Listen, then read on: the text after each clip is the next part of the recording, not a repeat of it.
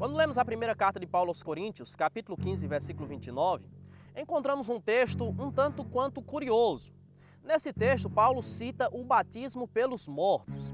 Mas você sabe o que era o batismo pelos mortos? Ou como funcionava o batismo pelos mortos? Será que Paulo estava ensinando uma nova prática de batismo à igreja cristã? Na realidade, não.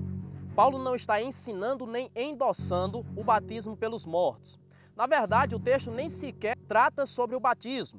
O assunto que Paulo está tratando aqui é sobre a ressurreição. Então, Paulo não está falando sobre batismo nesse texto.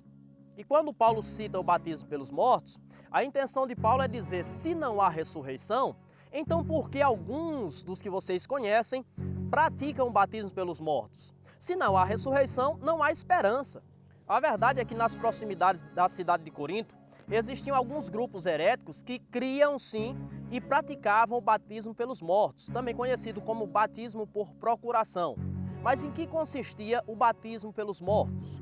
Esse batismo seria o ato de alguém que ainda estava vivo submeter-se ao batismo para que esse batismo por procuração beneficiasse os seus parentes que já haviam morrido.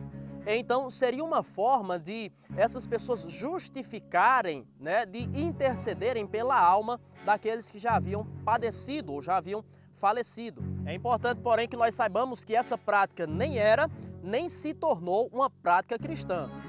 E por que é importante esclarecer isso?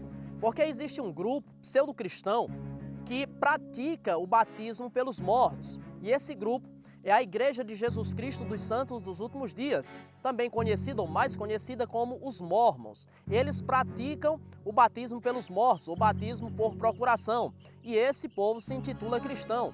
Então, de fato, essa nunca foi uma prática cristã, e dentre as igrejas cristãs ou pseudo-cristãs, apenas esse grupo pratica o batismo por procuração ou batismo pelos mortos. E no seu livro, O Plano da Salvação, está escrito textualmente, eu vou ler o que está escrito nesse livro para você.